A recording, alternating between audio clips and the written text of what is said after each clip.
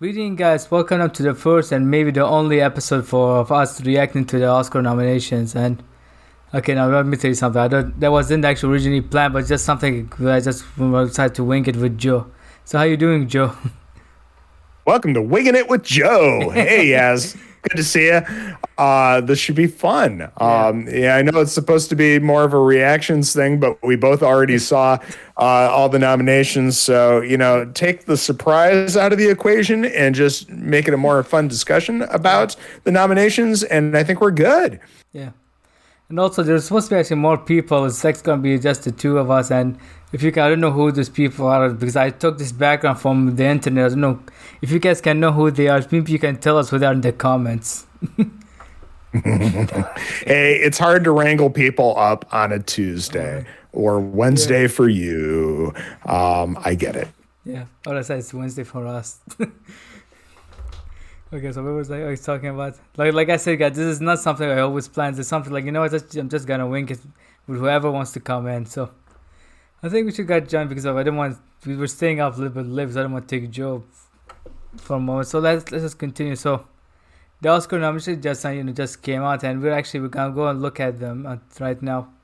We're gonna go actually from the top to the bottom through the Hollywood Reporter article, and we're not gonna go through all the awards because we're only gonna focus on what we think is the major. Because I don't think none of us saw the short films and most of the documentaries, but we might add them as a Yeah, bonus. we can at least talk about, Uh, who's nominated. But yeah, a lot of those categories, mm, most years, there may be one, maybe two that I have seen all right, personally, but it usually becomes a short list of things that I all need right, to check out in the following months. Yeah. all right. So I think we should begin first with the best film editing. So the nominees are The Banshees of Inisherin, Elvis, Everything Everywhere All at Once, Tar, and Top Gun Maverick. So I've seen at least three of these. I still need to see Elvis and Tar. Um, I would like to see those films eventually. It just hasn't happened yet. But Yeah. yeah, I mean, as far as editing is concerned, I feel like this is either Everything Everywhere All at Once or Top Gun Maverick. Yeah. It's going to be one of those, likely Everything Everywhere All at Once, because wow. Um, Yeah. I mean, that movie was very weirdly edited. oh, It was yeah, very. but it's just, For me, I it's a think the thing. surprise for one, I think I was surprised to see it not getting nominated is Avatar. Because I have not seen it, but I would expect me that movie because of its Yeah. production value. And Um, do you put, I don't know if Cameron did the editing himself on that one or I if think he he does. had an editor. I feel like he usually does his own editing. Maybe I'm wrong, but that I'll said, check it later. Way of Water, I definitely liked it better than the original. Uh, I think it's an improvement over the original. Is it a great film? No, but it is fun as hell. mm, And it is James Cameron through and through, for good or ill.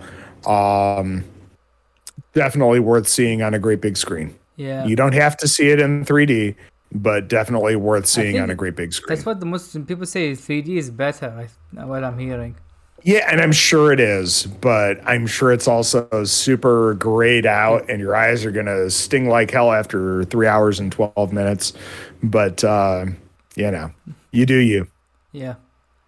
Um, would you have put in Batman Um, also for editing also nomination? Because I don't know if I would put it. yeah, and we're gonna get it into that as far as snubs that we found as we're looking through this. But yeah, that's a beautifully edited film. When you only have room for five, I get it. Yeah. You're gonna lose a few for sure. And And of course, you have to put Elvis since that's the definitely a best Elvis conversation film. for. Yeah, because I mean they're often beautiful. But yeah, that's part of a larger conversation, I think, around the best picture category, as far as, who do you cut, who do you include? Well, Yeah. you open it up to 10, and all of a I sudden think you've this year they got. nominated 10 movies, if I'm not mistaken. Yeah, it's well, we'll get there eventually, but they open that category up to 10 nominations, but 10 don't have to be nominated, which is weird because isn't it all based on Academy members voting and their own personal nominations? So I don't know, strange. We're probably going to have a larger conversation about that once we get there. But as far as best film editing, I don't know that Banshees of Inisherin necessarily needed to be on this list. It's a beautiful film. It is incredibly shot. It's a wonderful dark comedy. That said, is the editing of it something that stands out to me? Yeah, I don't know. It's in Top Gun, just such a great bomb of nostalgia, but also, it's a very well-made, crowd-pleasing action film. That's why I say that's like the dark horse in this one. But I'm giving it to everything, everywhere, all at once for sure. Yeah, I think it's gonna be the fight. I don't know. Haven't seen it. Need to. Haven't seen it. I think it might be between Everything Ever All at Once and Top Gun for me. Because so I don't know which one's going. I might go with Everything Ever All at Once. It might end up winning. Yeah, if I were a betting man, which I am not, I don't gamble, Yeah, but we're not gonna put any betting stuff. Yeah, the smart money's on one of those two films, and definitely with an edge to Everything Everywhere All at Once. Yeah. All right. Best documentary. We're gonna skip the documentary show. Have you seen any documentaries? Honestly, no. I know of Fire of Love because I know Disney when Plus. you log on to Disney Plus, it's kind of front and center. One, I think it's on HBO. Navalny. It's a political documentary. Because I heard people talk about it. I mean, just to be kind, best documentary short subject, we have The Elephant Whisperers, Haul Out, How Do You Measure a Year, The Martha Mitchell Effect, and Stranger at the Gates. I have no knowledge of what any of these are, but we're just going to give them their due. And then for best documentary feature, we have All the Breeds, All the Beauty and the Bloodshed, Fire of Love, A House Made of Splinters, and Navalny. Russian. Okay. All right. I seriously don't know any of these. Fire of Love sounds interesting because it's a couple of volcanologists that apparently has some kind of a falling out or something as they're studying a volcano. I probably need to see it at some point. It's on Disney just to Plus, say I have. For what I understand. May as well. Yep, yeah. Absolutely. So what is, what's next, man? I think we all know what's here we go. We got All Quiet on the Western. All right. Have you seen this film, All Quiet on the Western Front? No, but I need to. It's on Netflix, German so film. It's easy for you to see it. It's on net. Oh, is it? Yeah, it's a Netflix movie. All Quiet on the Western Front. Okay, was not aware, but apparently I need to add that to the list. So I'm going to do that while you're reading them off here. Okay, so we got Avatar: The Way of Water. We got The Batman, Black Panther: Wakanda Forever, and Top Gun: Maverick. Oh, this one's difficult. I know it will probably go to Avatar because it's kind of jaw-dropping. I mean, there'll be, I think, an outro if it loses. I mean, I can see Top Gun Maverick, but I think Avatar's the one that's going to win. I could. It's Black Panther, Wakanda Forever, as much as... I really enjoyed that film, and I did not expect it to hit me as hard as it did because I was just kind of, okay, I get it about the original, but it didn't hit me as hard as it did for some. Yeah. With the passing of Chadwick Boseman and how much his presence is, and I know this has nothing to do with visual effects. I'm just, kind of gushing about that film. It just looks like your typical Marvel film, and not necessarily in a good way. Meanwhile, Top Gun Maverick was just impressive from beginning to end. Yeah. The Batman had such a wonderful look about it. And Avatar, I mean, looked like what a nearly 15-year on sequel to one of the most impressive visual effects films.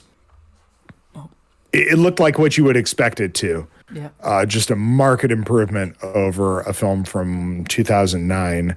And there we go. All Quiet on the Western Front is in my Netflix list. There we go. But yeah, probably Avatar for me, maybe the Batman as the dark horse. We'll see. Yeah. All right, then we got best cinematography. We got All Quiet on the Western Front for James Friend, and we got Bardo. That's the what's the guy who did Birdman? Alejandro Yeah. Yeah, Bardo, Yes. False Chronicles of a Handful of Truth. That's Darius Conji, and then you got Elvis for Mandy Walker. That's something I should throw on the list for sure Yeah, then. that's Bardo is the Netflix movie also. What I heard. Oh. Yeah, you got We got a Empire. Deacons Yeah, it's film. Empire of Light After Yeah. Deacons. That's like a Sam Mendes film.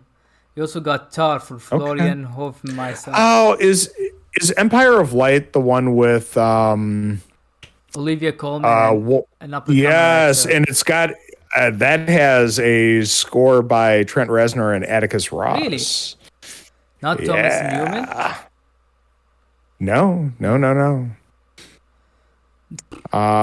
This one and But yeah, always down surprised- for a Reznor and Ross score. They're great. I will admit, I'm surprised Top Gun's not or Batman not nominated. Well, I saw Jose Ruckus commenting about Oh yeah, decision to leave. Yeah, that I forgot about because getting snubbed there, and that's a film that's probably going to come up multiple times because a lot of people are talking that one up. It's another Park Chan-wook film, and his movies are always beautiful. Whenever I see his movies, yeah. God, yeah. yeah, especially It's, because as I was looking at a list of his stuff, I'm like, you know what? I really liked Thirst. I need to rewatch all right, because I have Thirst. to watch that movie. Even the Handmaid, I have to watch it. I haven't seen that, but I've always heard good things. He does amazing yeah. films, and I wish I'm still waiting Yes, he for does. the Old Boy, re-release because I think it's out of stock now.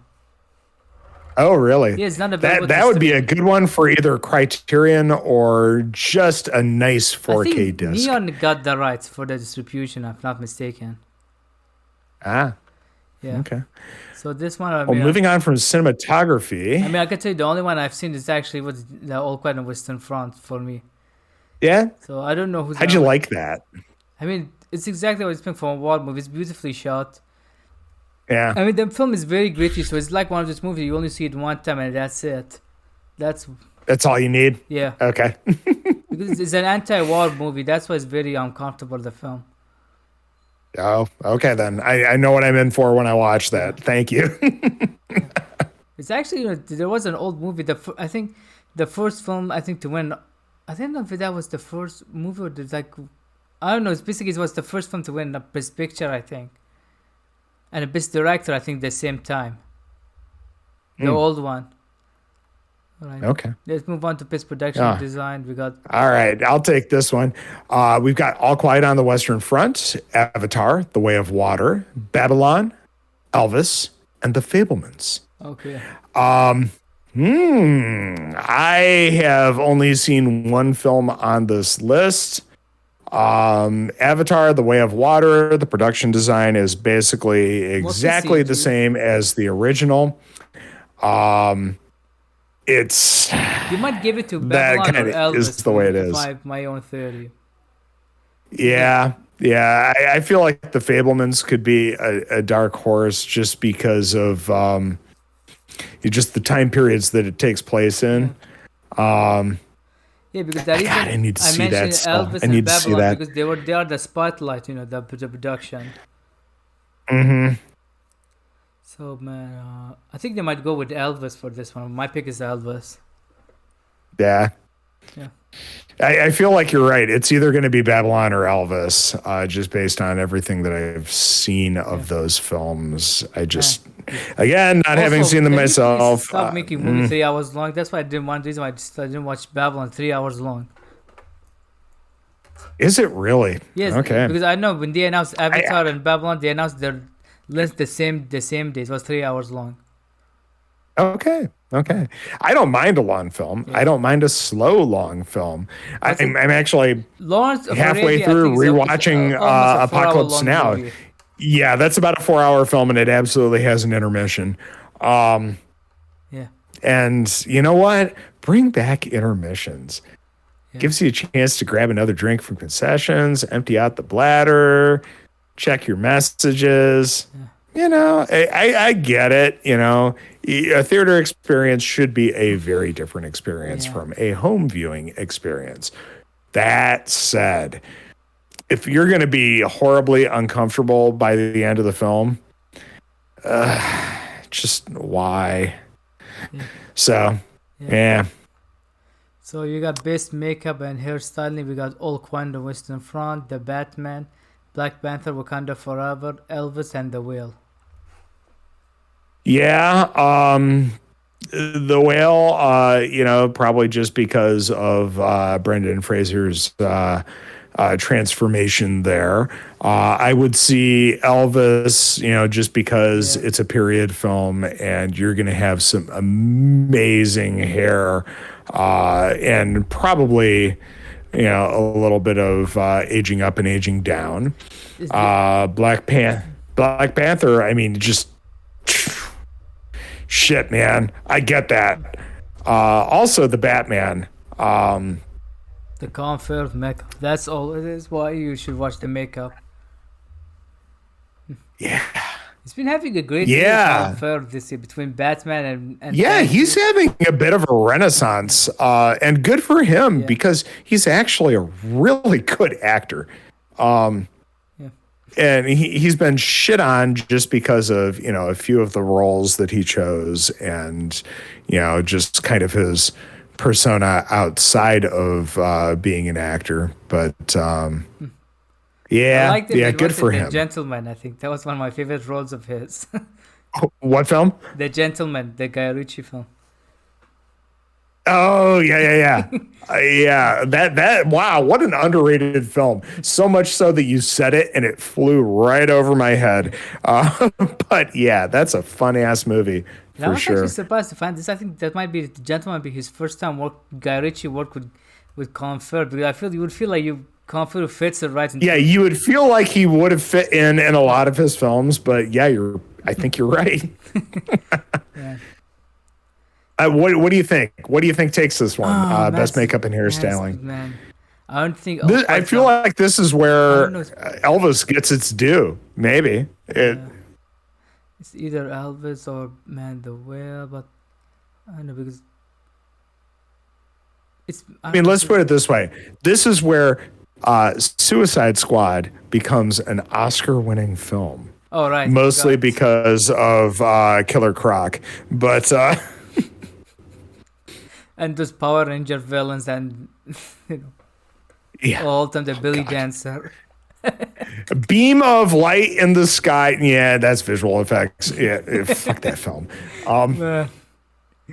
It's still a joke. All right.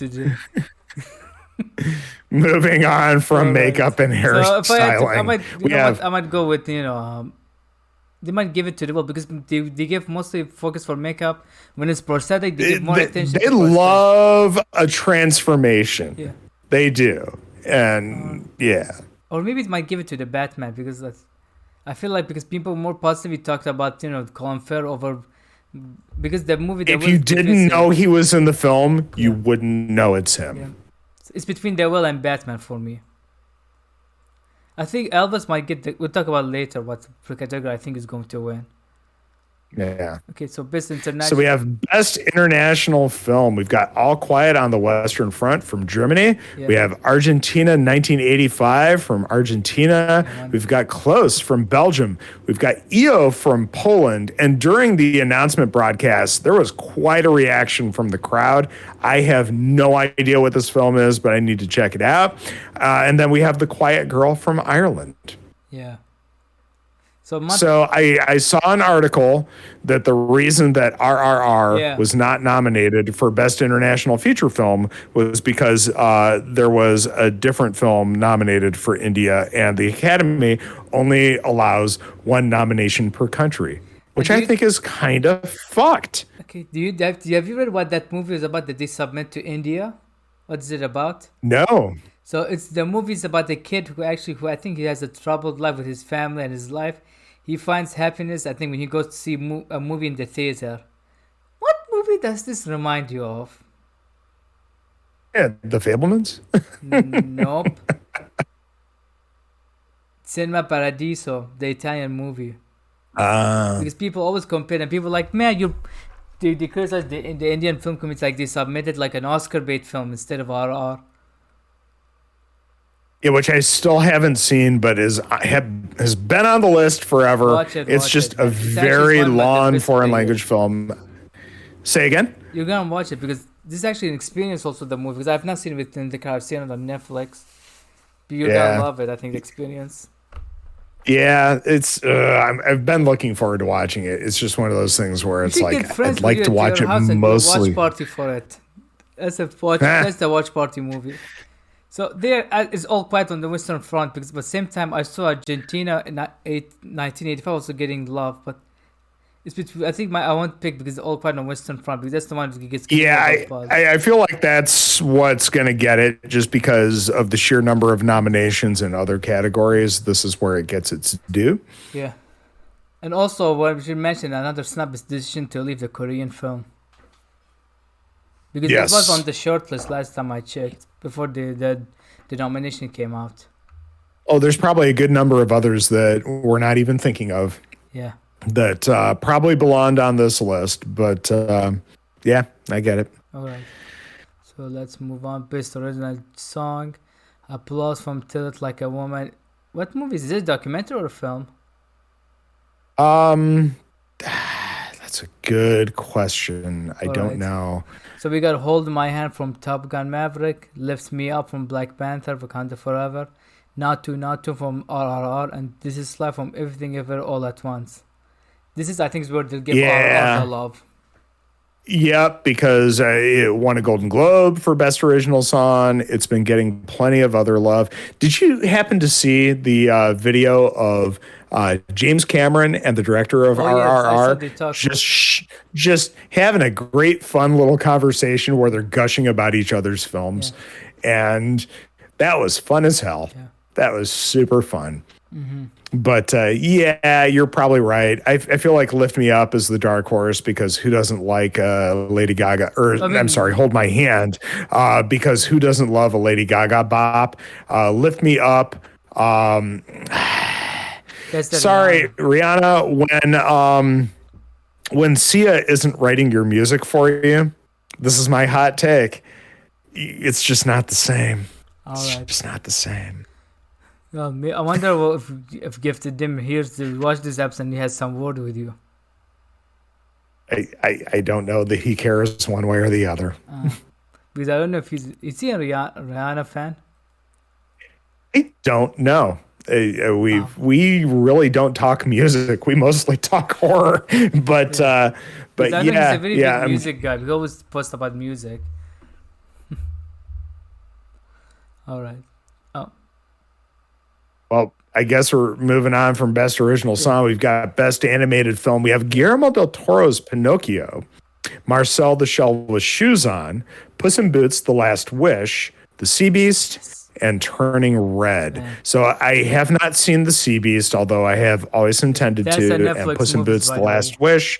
Right. And the Puss in Boots film, I've heard good things, but man, Marcel the Shell brings the feels for sure. For animated film, because I didn't understand. Because so much of it is animation, like stop motion.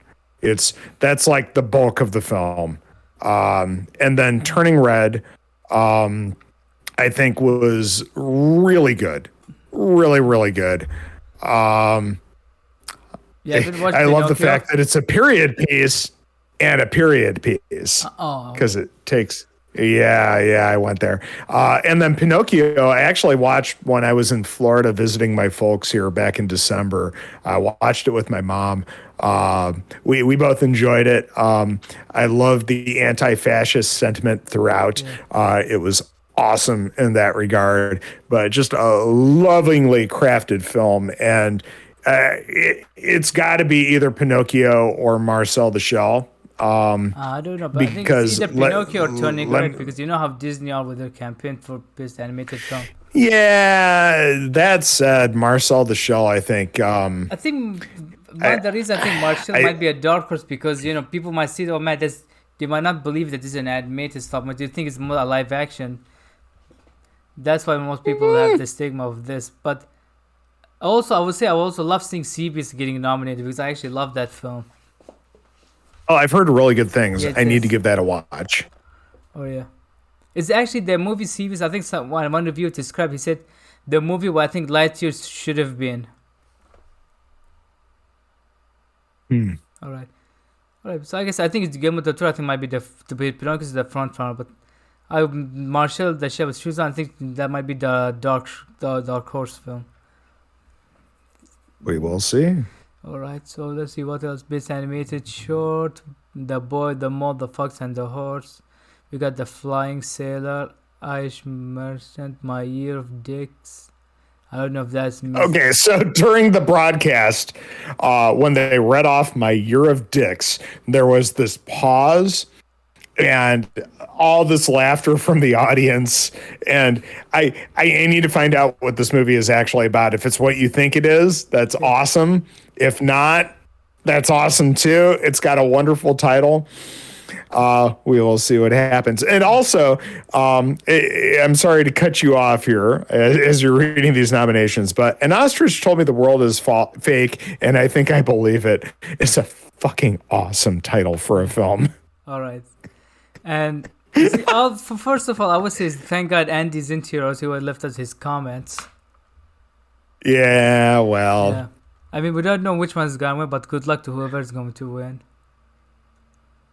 But you know what? But because of the title, I'm voting for My Year of Dicks, and also told me the word is fake, and I think I believe it.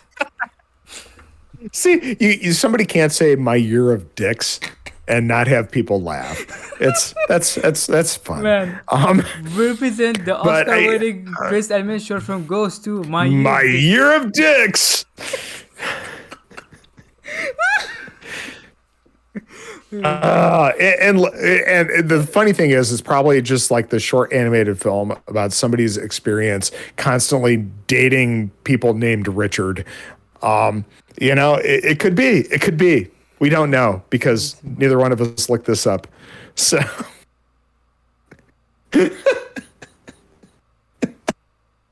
Okay, what do you think? This is the plot from Wikipedia. It's 1991, and Pam, a stubborn, imaginative 15-year-old from outskirts of Houston, embarks on a comedic journey of disappointment and self-discovery as she seeks the right boy to lose her virginity with so she can become the fully realized woman she's imagined herself to be. So it's what we thought it was. Yeah. Yeah. This is from My Year of Dicks. I have our choice. Yep, we're going for My Year of Dicks. That's the winner. Dark Horses, An Ostrich Told Me that the World is Fake, and I think I believe it. Yeah.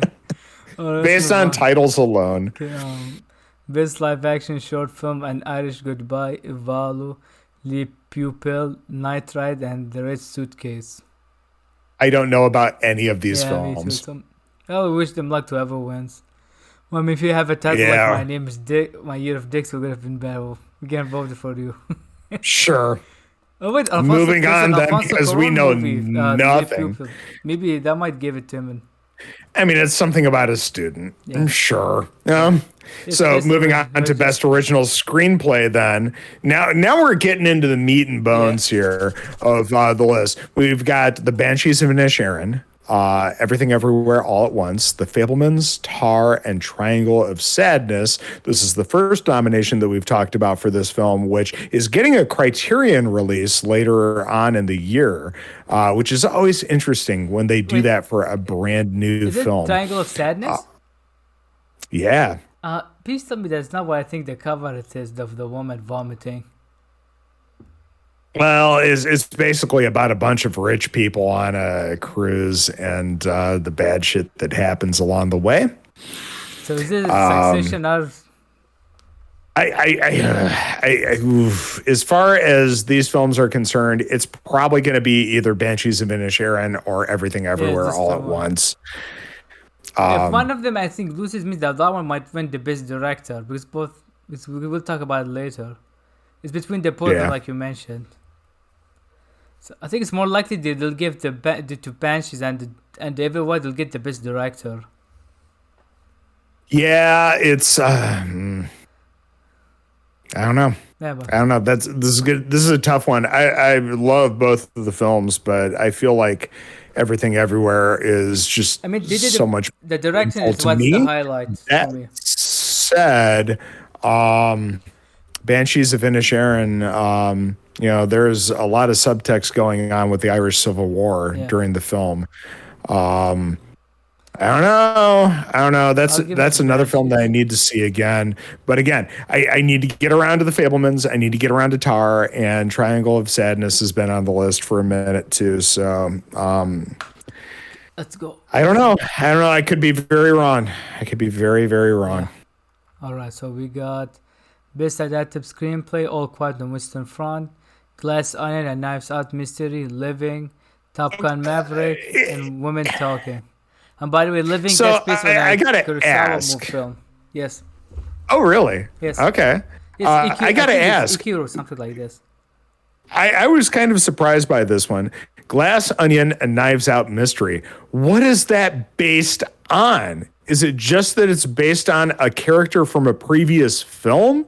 Is that why it falls into adapted screenplay? Or did Rian Johnson happen to write like a short story or a novel or something? Maybe and it's because that's why it's based on the sequel, maybe. That's weird to me. There's got to be some kind of like weird Academy rule type of situation where this falls into. Sometimes comic book movies, remember Logan, it's actually, it was DC was inspired by Old Man Logan, but it was something new. It got the best adapted screenplay. Okay. Well, I mean, yeah, because it's based on the Old Man Logan run. Yeah, that totally makes sense to me. And I guess Top Gun Maverick could fall into the same category. But there some surprise seeing it nominated? Yeah, and again, I need to rewatch it, honestly. It's one of those things where I really wanted to get the 4K disc, and the fact that it hasn't been on a decent sale, and I can't justify paying full price for it until it really is, because I can hold off. I can watch it on Paramount Plus. I can borrow my parents' account to do that. And just rewatch it sometime to, rewatch it. But I would very much like a 4K disc of that has nothing to do with the screenplay, unfortunately, and all about, what you're seeing and hearing. But it's I guess a little surprising to me that it showed up in this list. Yeah. So I think they might give it to Woman Talking to Sarah Polley. Yeah, she's always been a darling. God, it's her remember her in the remake of right. She was also in, was it Splice? Yes, with Brody. That's one of those horror films that people don't talk about enough. That was a lot of fun. Yeah. Now we move on to Best Original Score. All Along What? Wow. Remind me. All Quiet on the Western Front, Babylon, The Banshees of Inisherin, Everything Everywhere All at Once, and The Fablemans. And I gotta say, of the two films that I've seen on this list, I don't remember the score being a big part of the film. That would be Banshees of Inisherin and Everything Everywhere All at Once. I don't remember those being really important parts of the film. So, how about you? What you've seen All Quiet on the Western Front? This You've is what the seen score in All Quiet on the Western Front sounds like. Bow, wow, wow. It's like you're listening to what was it? Trent Reznor or Atticus Ross, score. Bow, wow, the keyboards. Bow, I wow. don't think you're giving them enough credit for what they do Yeah. in their scores, but But I mean, but yeah, that's it's is it just the same riff over and no, over because, again? I mean, there's some stuff, but this is the one that stick out to you the most because it sounds like you're watching a horror film. But I think they'll give it to Babylon because Justin Hurwitz is beloved. I think with the Oscars, it sounds like he's Okay. getting now the awards. I mean, John Williams is John Williams. He'll get nominated. Yeah, yeah. It's But I mean, like I said, all Quiet was not that. I'm kind of sad that he's retired from No, doing I don't Star think he's Wars not. scores. Oh, it's like you think he's guy say he might come back for Spielberg film only. Yeah, he's doing Indy 5, isn't he? This Indie 5. That's I think his last indie film. Well, and that's not a Spielberg film either. That's Mangled. yes, yes, and I'm okay with that because I love his films. Yeah. But He's a yeah, versatile glad director. that. Say again. He's a versatile director, biographic Oh, films yes. like Walk the Line. He'll do a musical, but then he'll do like a sports drama biography with Ford Yep. versus Ferrari. And you got an R-rated, comic book. He was people considered the best comic book film with Logan. Then you also got Western. It's film one with of them. That's for sure. It's oh god, what a movie. and 310 But to yeah, Yuma. yeah.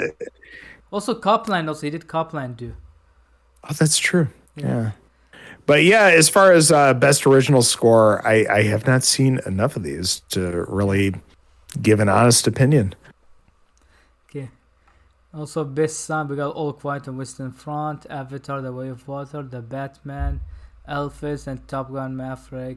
I think here they might give it to I Top feel Gun. like- Top Gun might be the winner. I don't know. I feel like this is where the Batman shines. Is it Batman or Top Oh. Gun for me? Yeah, it's got to be one of those, right? Yes. It's Avatar. It is what it is. It's It's also you known for its expect visual good effects. sound. Or maybe they might Yeah. give it because the Academy love war movie. They might give to All Quiet on Western Front too. It's not having seen it. I don't have a good opinion, but I don't know. I kind of, as Detective Pikachu once said, I feel it in my jellies. Right. It's all about the Batman. Yeah.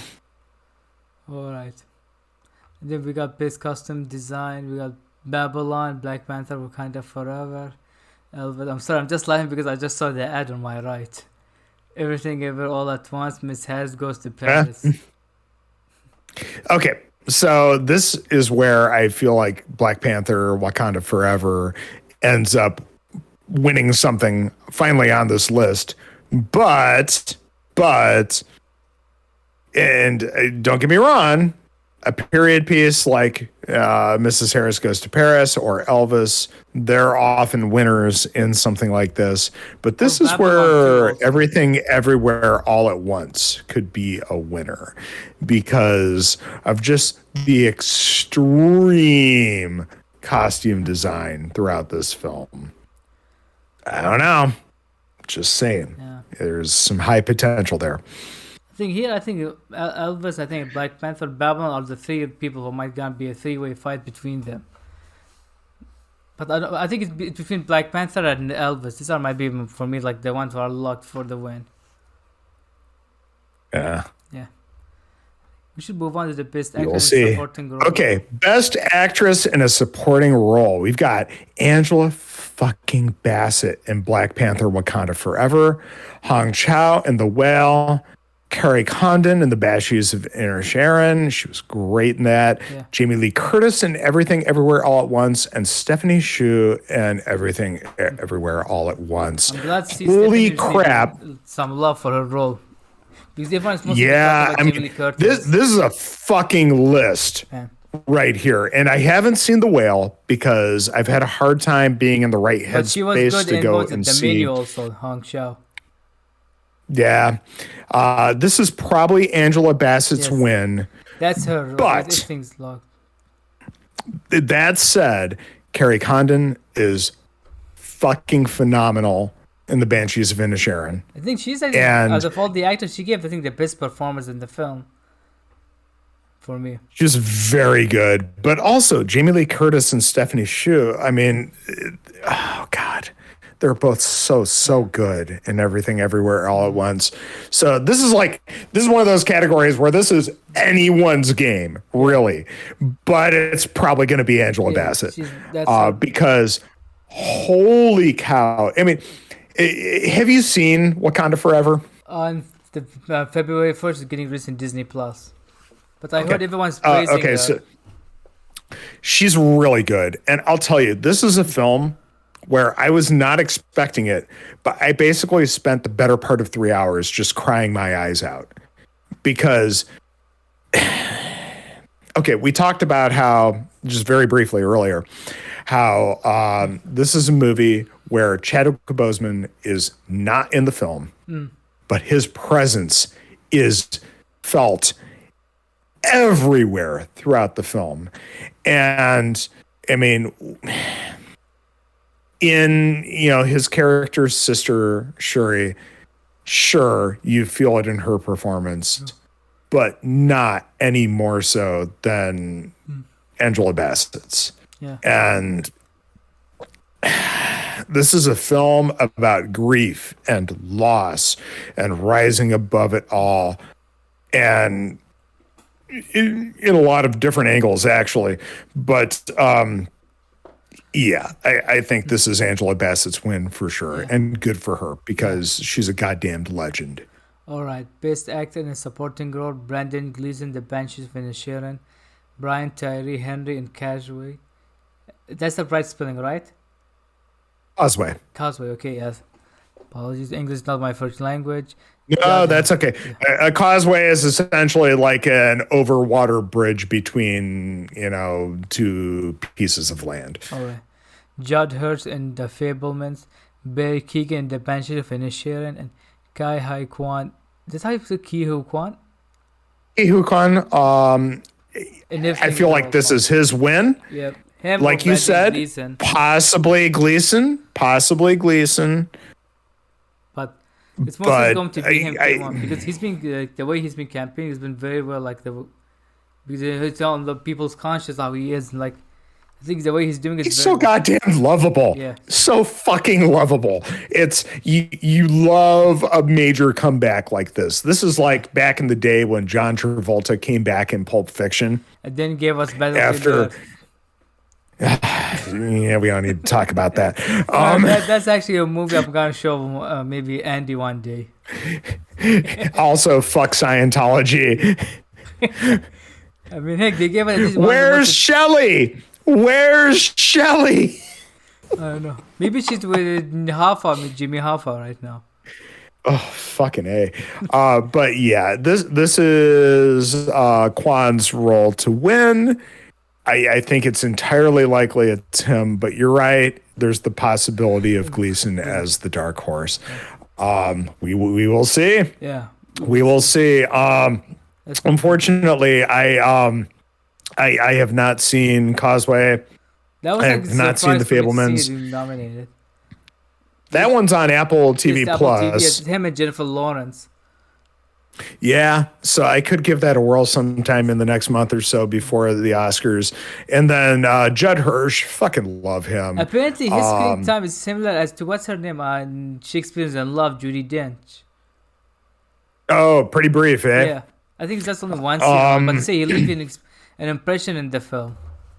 I mean, it's funny because everybody was talking up David Lynch's performance in The Fablemans. I've seen a clip on YouTube. He has a very brief performance, but people were talking him up like crazy. I love when he acts and stuff. What did he say to Spielberg as a condition for him to act in the film? I don't know. I haven't heard. He said he requested something to be part of the the catering. I don't remember what. Oh, Jesus. Something he said, that's what I heard. I don't know if it's true or not. Yeah. But he plays the director, John Ford, right? I've heard the story of Spielberg telling about the John Ford story. And then I saw All the right. clip. Well, look at. I need to see the movie. I love Spielberg, and his modern past 10, 15 years. I've seen remarkably few of his films, honestly. But he's a great director, and I need to see a movie about a love letter to his past. And do you know what's the next film he's going to do? I need to see it. No, what's he got on deck? A new Bullet film. Really? Like, are we talking the? I don't think it's a sequel or remake. It's a new original story. Really, but what's his butt? Steve McQueen, because I think his son's involved as a Really? producer. Oh my God! And do you know who's playing Bullet? Who we got? Okay, he was in a superhero movie and he's an Oscar-nominated actor. Let's not play this game. You got to tell me who we got. Okay, he was in a movie with Lady Gaga. Really? Yes. Oh my God. Okay. Because we're talking just to get his Bradley Cooper. Yeah. All right. I'm not sure how I feel about this. Could be really good. Could be fucking horrible. I mean, you saw West Side Story? Because I heard people say he did a great job adapting the film. Yeah, I only saw about half of that remake. I don't need a remake of that film. I don't. The original is perfect. It is perfection. And again, let's also be thankful that Andy is in here to talk about how old you are. Oh, fuck off, Andy. What we got next? We've got actors, lead actors in leading role. Okay, best actress in a leading role. We've got Cate Blanchett in Tar, Ana de Armas in Blonde, which apparently is a horrible film, but her performance is supposed to be wonderful. Andrea Riseborough into Leslie. I fucking love Andrea Riseborough. If you have not seen Possessor, if you have not seen Possessor, it's on my list, actually. Holy shit. You need to see that before the new Brandon Carpenter, what the? His son. Cronenberg. Yes, he is very much his father's son. Yeah. Watch that movie. Michelle Williams in The Fabelmans and Michelle Yeoh in Everything Everywhere All at Once. Fuck off, everybody else. Give Michelle Yeoh all the awards because she needs this. That she has a battle to go against Cate Blanchett because people are praising her in Tar. Cate Blanchett. Yeah. And I'm sure her performance is awesome for a film that I have not seen, but it's fucking Cate Blanchett. I'm down. But if this doesn't go to Michelle Yeoh, we riot. Yeah.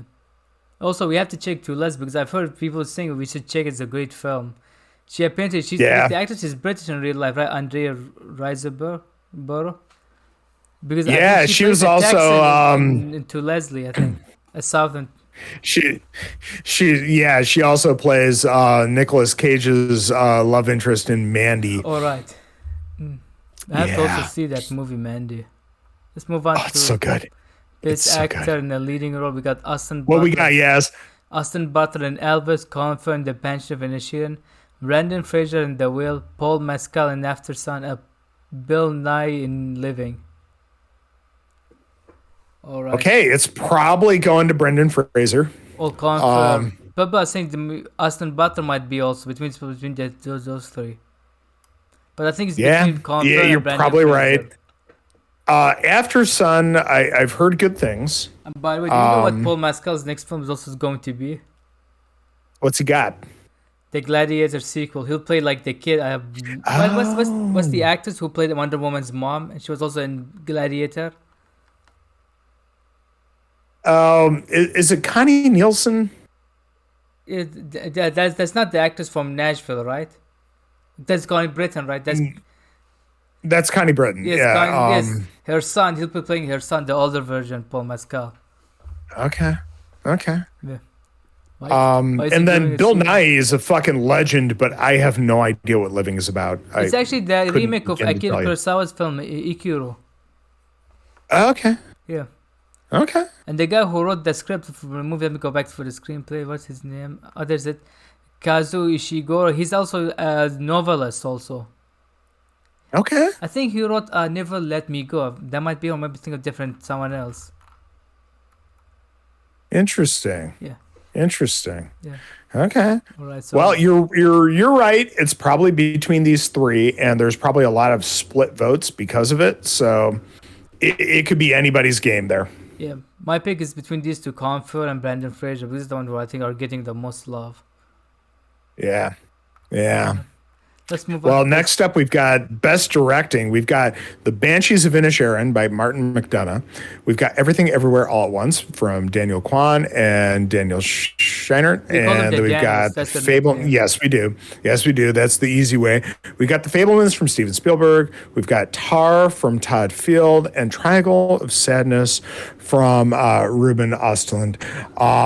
This is, I think, Daniel's film to win and Martin McDonagh's film to lose. It's likely like we going to said be with the one of screenplays. these two. One of them might end up winning the screenplay. That will win the director. That's what I think might happen. That's Yeah. my thing. It's just, I think that Everything Everywhere All at Once is such an achievement that it would be a horrible shame for them to lose this one. It would be really fun seeing the Academy giving a best director also for a movie where a guy has to shove something in his butt to learn how to fight. Yeah. It's we will see what happens there. It's there is so much weirdness that happens in that film. And God, it's such a moving picture. We will see. Yeah. All right. So I think guys, for me, I think it's going to be them or Martin McDonagh, but I think it's most likely the Daniels. Okay, now let's move on to the big one. So we got All Quiet. Yeah, again, 10 nominations. Yep. We got Avatar. Let's the go, Way of man. Water. Hey, should we alternate on this one? Okay, should we alternate? You want to start or more? No, you start. You're Okay, I'll go ahead and start. We've got All Quiet on the Western Front, Avatar: The Way of Water, The Banshees of Inisherin, Elvis, Everything Everywhere All at Once, The Fableman, Tar, Top Gun: Maverick, Triangle of Sadness. and Woman Talking. Okay, so I mentioned we'd probably have a little bit of conversation about the Best Picture category. So a number of years ago, they opened it up from 5 nominations to a possibility of 10. And in my opinion, and this was a brief conversation I was having with some other people earlier today, is that, this is one of those things where you open it up to the crowd pleaser films that are actually really good, but instead of just your standard 5 like best drama films, and this is like an opportunity for a crowd pleaser dark horse to win, but also just for the it's an honor just to be nominated type of situation, where it's very clear that films like Avatar and Top Gun are not going to win this category. But they're important enough and good enough films to honestly be in this category. But because the Academy is the Academy and the Academy Gun Academy, they're not going to win. Yeah. I don't know. What's your take on that whole Also, situation? before we talk the best picture, I forgot to mention about the best directing. I think for me, the snubs has Joseph Kaczynski for Top Gun Maverick, and I heard people say Woman Strong, also the director Sarah Paul also getting snubbed. Okay. Yeah. Okay. All right, so we could talk about probably like we've mentioned, Decision to Leave, Park Chan Wook. Yeah. It's. I would have put also with the director of horror. I forgot her name, but I don't think that's a movie they will vote for the Academy. All right, let's see now. So for me, it's always the pension finishing and everything all at once. But I want to vote for Everything Everywhere All at Once. Because the last time I did a poll, I randomly picked Parasite movie that the chance might lose over 1917, and I was shocked to find out that it won the Best Picture actually. So I'll go with that energy. I'll go with Everything Everywhere All at Once. Yeah. I'll be okay between if this to Everything for All at Once or Pension Finish. If any one of them wins, I'm okay with it. Yeah, this is one of those situations where, a film that's nominated for Best International Film, but also nominated for Best Picture, where, here we have All Quiet on the Western Front. It's like, does it really need to be nominated for Best International Film when you feel that strongly about it? That's a category that I wish did not exist. I think if the film is important enough to be counted in the conversation with, plenty of other great films, then why does it have to be singled out as a, foreign film that's great? It's just great film.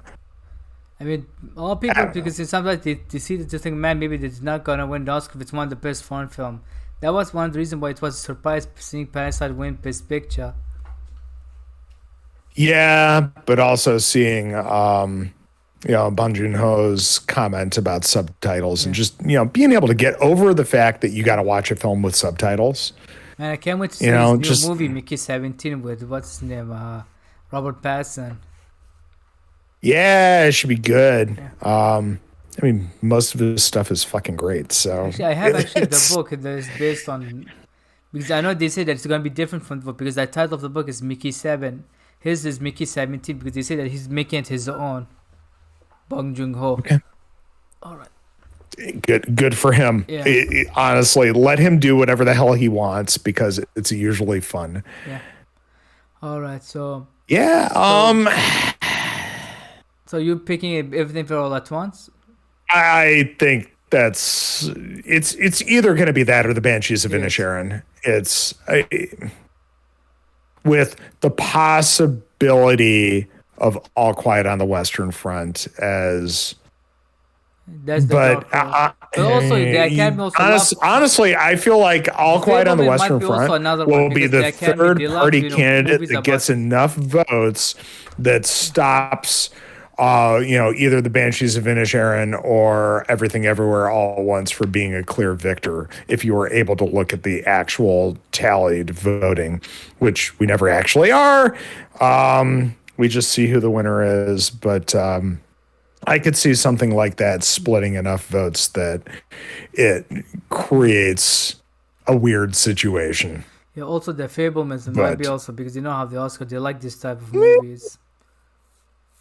And, it's one of those things where it's like, okay, honestly, how many more does Spielberg have in him? Yeah. He's what, in his 70s at this point? Yeah. We'll see. They already gave him how many? 3 Oscars.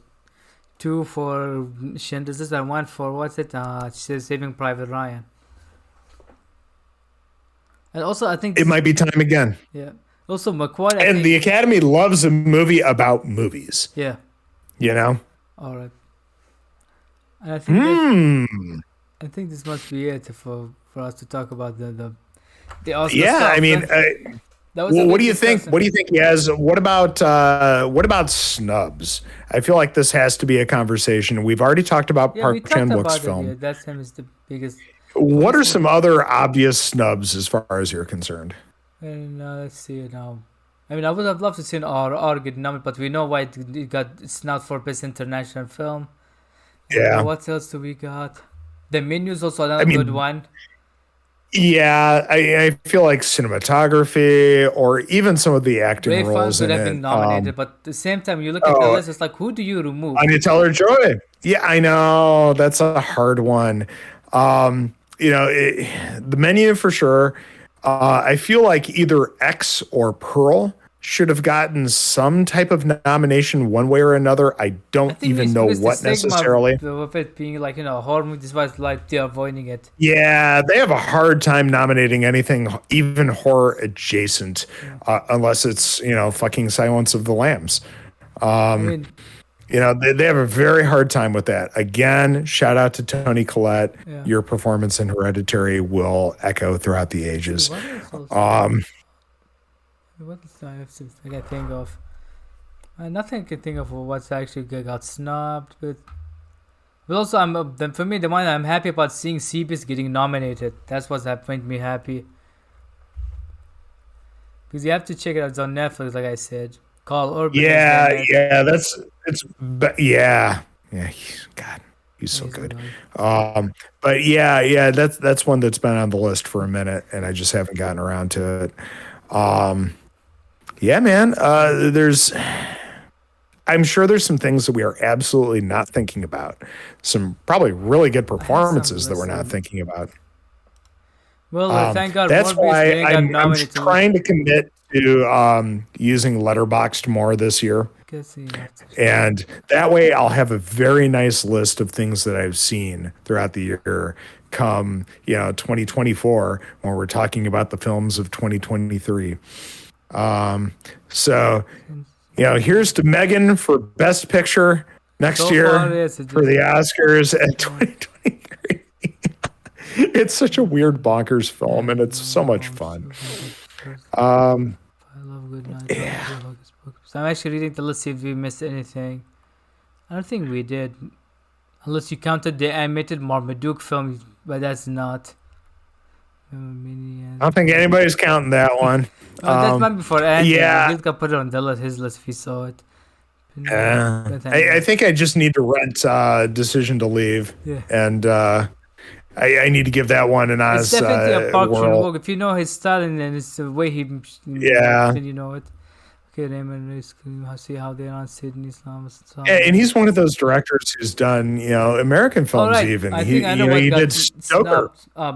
The bad with Matthew Good and...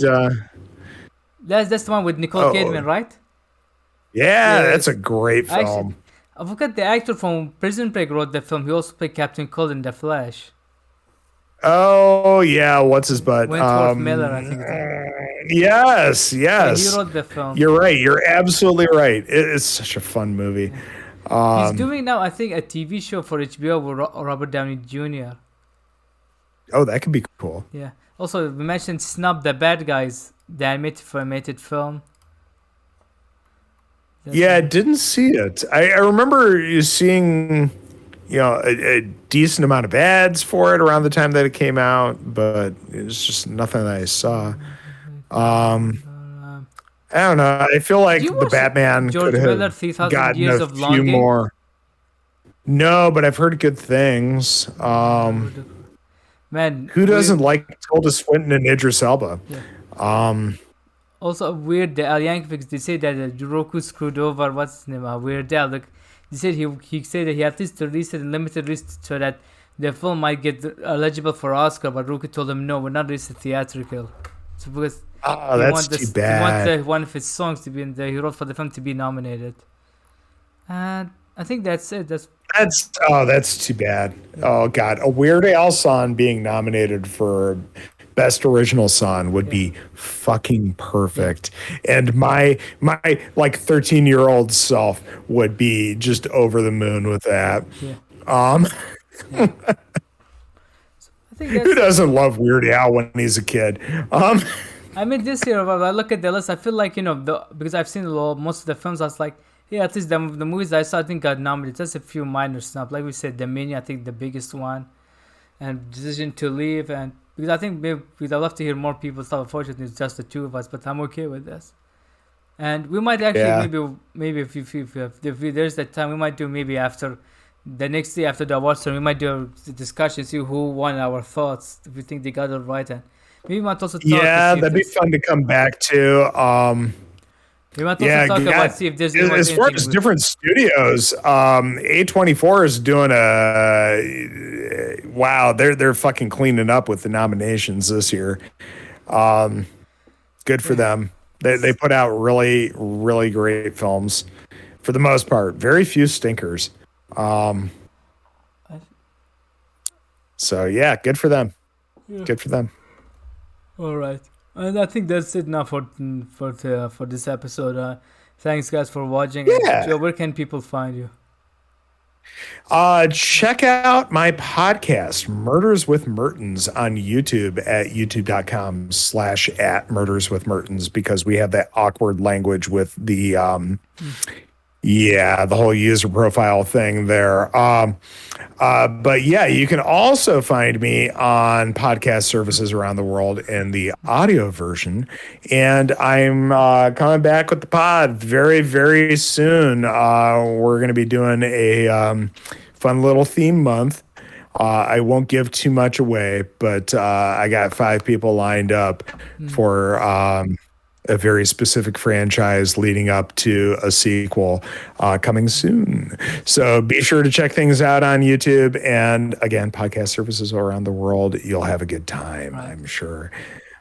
All right, and you can find me on Twitter and Instagram, YAZ300 Pro, for all the information about the podcast. And make sure you find the redemption, my podcast redemption of the Rotten on all the podcasts, Apple, Spotify, and on YouTube.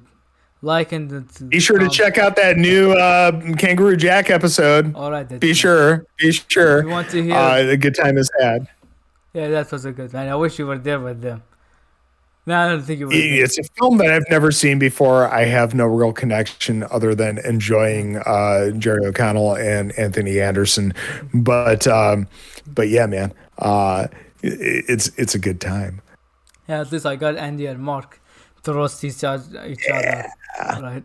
So thanks guys for watching. And that's what people come around for, honestly. Let's be fair. Yeah. Let's just see your reaction when I tell you stuff like finding out that Sidney Poitier directed Ghost Dad slash film. I wish you were really drunk in that episode. That would be something. Yeah, that doesn't happen very often. I don't drink much when podcasting, so yeah. All right, so thanks guys for watching, and maybe we'll see. Maybe we'll do another episode for next year when we do another Oscar nomination. So yeah. Well, again, with the friend group, it's difficult with the different time zones that we're spread across to make this stuff happen. So thank you for being a trooper and staying up until the wee hours of the morning to make this happen. Appreciate you, Yaz. Yeah. So bye everyone. Take care.